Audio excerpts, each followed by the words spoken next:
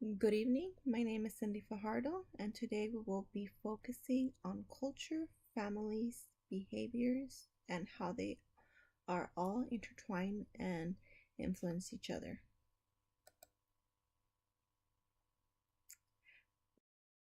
We will be discussing culture and how it affects behavior, the functions of a family and culture. We will discuss how behaviors affect both family dynamics and educational setting. And we will conclude with the importance of the role of an educator and incorporating culture. As you can see to the right side of your screen, we have a small picture about what culture can possibly encompass, from working schedules, manners, food, child rearing, religion. We all may have these similarities, but at the end, every culture is unique because we approach all these characteristics differently.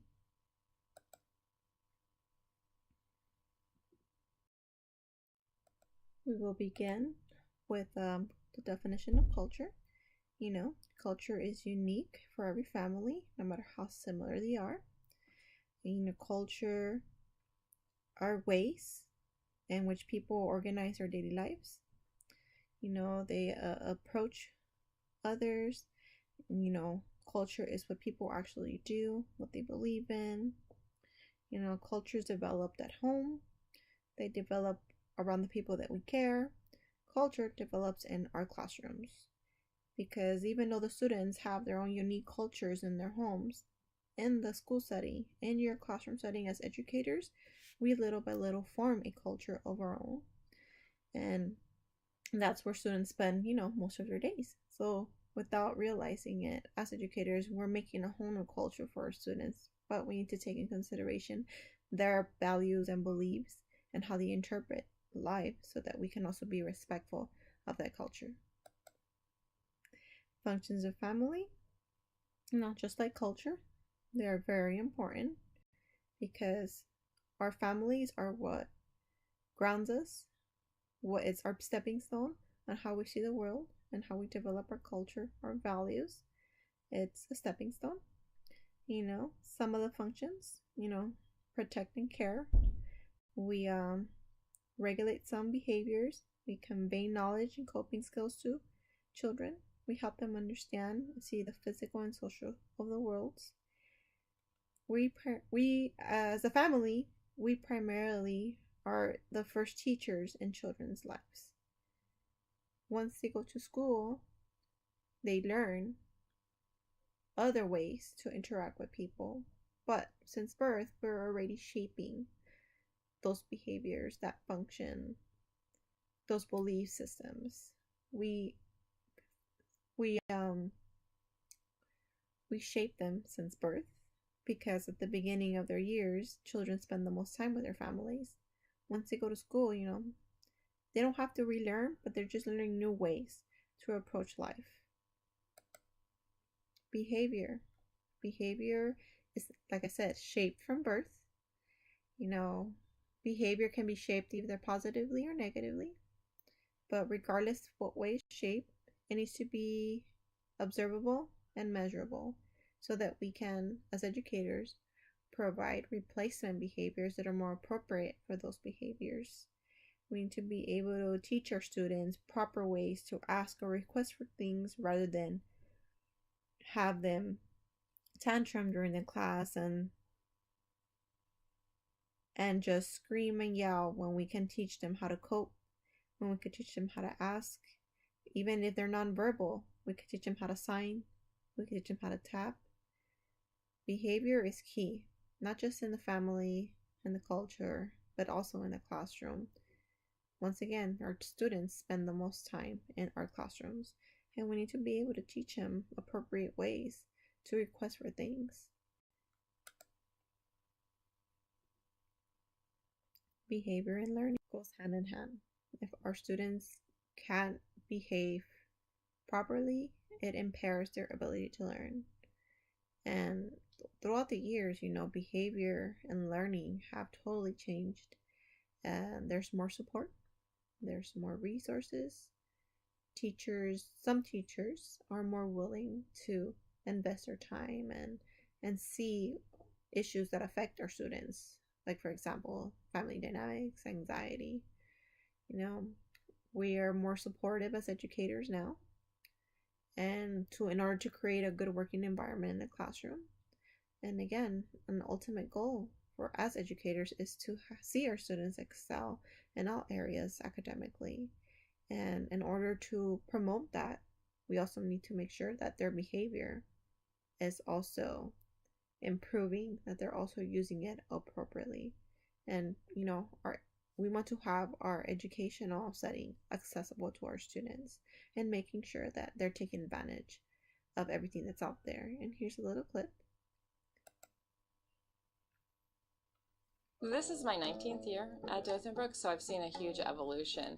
When I came, there was not a lot of understanding on the part of teaching staff about issues that affect children, depression, anxiety, home issues. She's in the blue zone. How do you think she's feeling? How's she feeling, Sky? Sad. How else is she feeling? She has nobody to play with. Over the years, it has been wonderful to have teachers come to see that if you help support kids' social, emotional, behavioral growth and development of skill, then it will work better in the classroom. Our ultimate goal at a school is we want their academic outcomes to be strong and for them to progress in reading and writing, math, science, social studies. 10 plus 7 equals 17, minus 1 is 16. But now we're really seeing that our kids are available to learn. When they're in the classroom, they're able to access their education. And like he stated right now, we need to make sure that we keep the educational setting accessible to our students so that we can promote, that academic achievement and see that, no matter what circumstance they may be in, they are teachable and they can learn in their own unique way. Cultural influences. Culture is huge, it is big, and it's always present no matter what. Our children always learn from their families, and they express that during their play. You can observe it, the way they play. Some families are rural, so farming, crops.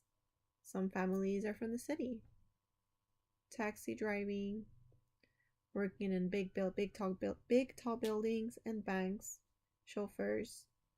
So it's a huge difference from where our kids come from. Some kids have luxuries, some kids don't have luxuries.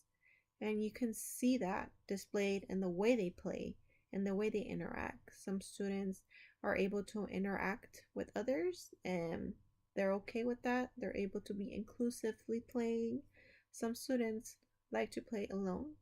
They're more reserved. They don't share much. And a lot of our culture influences the way we act, the way our students act in a classroom.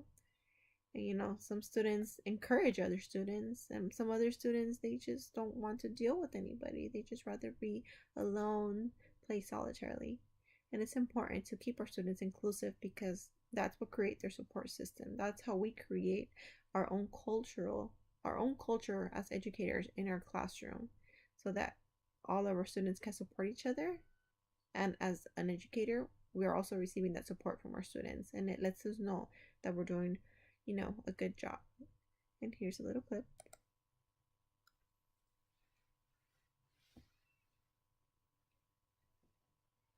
Children's play preferences reflect the values that they're being raised in. Children from a more individualistic culture may prefer to spend time alone. They may prefer to spend time doing competitive activities. They may be more caught up in individual achievement in smaller groups, maybe more exclusionary activities, whereas children raised in more collective and collaborative culture may emphasize inclusion and play in larger groups and be less concerned with the competitive aspect. Another way that cultures differ is the level of expressiveness that's allowed, or encouraged. That for some children, some cultures, the restraint is very important, and learning to mask your feelings is a priority. Other cultures, it's to be very expressive. What may appear to be sort of rambunctious or aggressive in one classroom may not be. Another way that play would vary is the roles that children play. If your child is being raised in the rural area, they may be enacting farming roles, taking care of animals, driving tractors. In a city, children being raised in the city may be driving taxis and buses and enacting those kinds of roles. Very often in suburban areas, you see lots of children being the soccer moms. They'll be driving cars and playing on their cell phones at the same time. You can also bring in cultural differences with books and puzzles and songs and learning words in different languages. If you have a book that represents another culture, don't just read the story and drop it. You can build around it with doing stuff in the pretend area. You can do art projects along with it. You can do songs with it. You should be sure to understand the cultures and not just the surface, as we mentioned before, not just the artifacts, not just the cooking, not just the clothing, but really try to understand the values of the culture, because that underlies a lot of the things that you might be bringing into the classroom. Just to reiterate what Patricia just said, it's important, like she said, not to just talk about cultural differences with our students. We need to incorporate it. We need to make it significant to them, make it fun so that they can actually recall all this new information. It's easy for an educator just to read a book but not discuss it. It's more of read the book and do an activity, a significant activity, an interactive activity, an inclusive activity that children, can remember.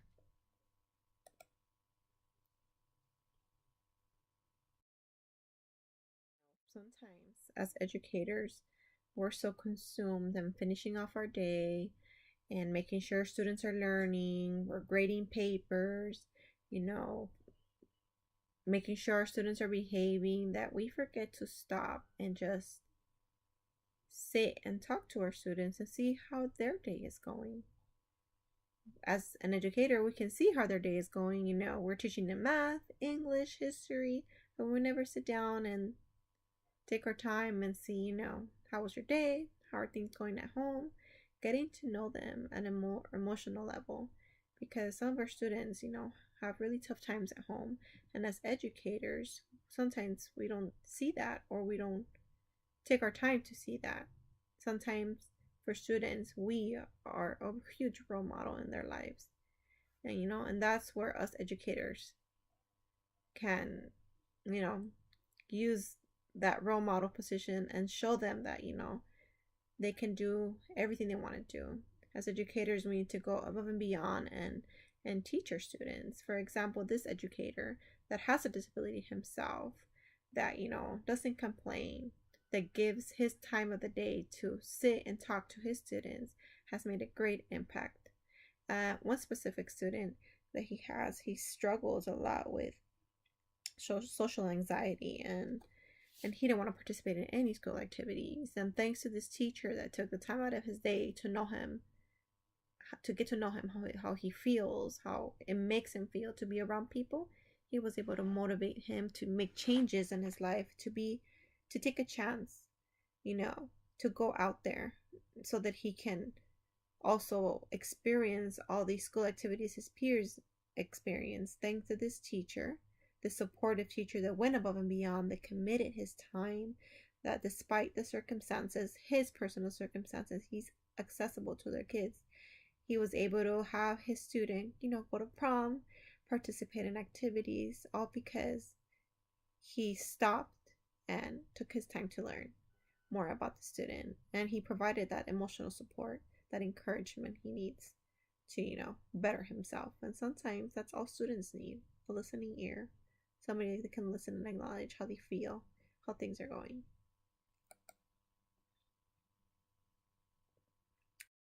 Culture.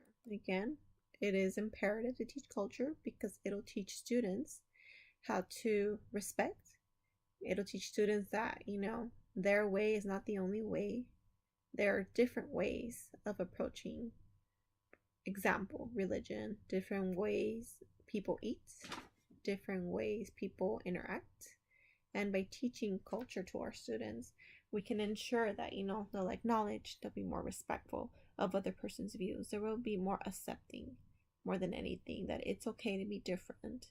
And by doing so, we need to first start with understanding how our own culture works. I can say I'm Latina and and my family's from Ecuador, but do I truly understand their culture? No. I need to look more in depth and understand my culture as an educator to be able to learn the culture of my students.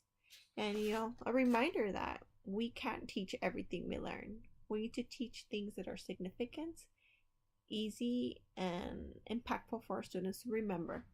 Because students are provided with so much instruction that sometimes it's boring for them. And for them to recall that such information, we need to make it fun.